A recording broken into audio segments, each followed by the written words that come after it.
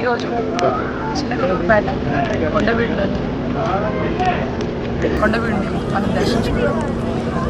ఈరోజు మన ancient history ఏదైతే చెప్పబడిందో కొండవీడిలో దాని గురించి పూర్తి స్థాయిలో కూడా అవగాహన చేసుకోవడానికి మిత్రులందరితో పాటు అలాగే కొండవీడిలో నివసించే వాళ్ళు వైఎస్ఆర్సీపీ పార్టీ తరఫున ప్రతి ఒక్కరు కూడా వచ్చి సామాన్యులందరూ కూడా వచ్చి ఈ వైభవం గురించి తెలుసుకున్నాము. ఇప్పటి వరకు కూడా చరిత్ర ఏంటి, చరిత్ర మనకి ఏం చెప్పింది, ఆ చరిత్రలో భాగంగా మనం చేయవలసినవి ఏదనేది పూర్తి స్థాయిలో కూడా అవగాహన చేసుకోవడానికి వచ్చాము.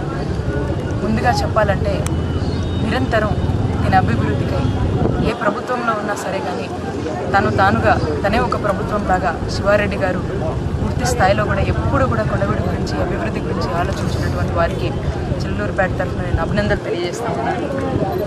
వారు చెప్పిన విధంగా వారి దగ్గర నుంచి సమాచారం సేకరించి అలాగే ప్రత్యక్షంగా ఈరోజు తిరిగి ఇక్కడ 3 చెరువులు ఏవైతే ఉన్నాయో అలాగే కర్కులబాయి ఏదైతే ఉందో అట్లానే ఇక్కడ మ్యూజియం కావచ్చు, ఇక్కడ కావాల్సిన డెవలప్మెంట్స్కి ఈ హిస్టరీని ఏపీలో వన్ ఆఫ్ ది ప్రీమోస్ట్ హిస్టారికల్గా ప్లేస్గా దీన్ని తీర్చిదిద్దేందుకు ఏ సహకారం అయితే కావాలో దాని గురించి తెలుసుకుంటా ఉన్నాను.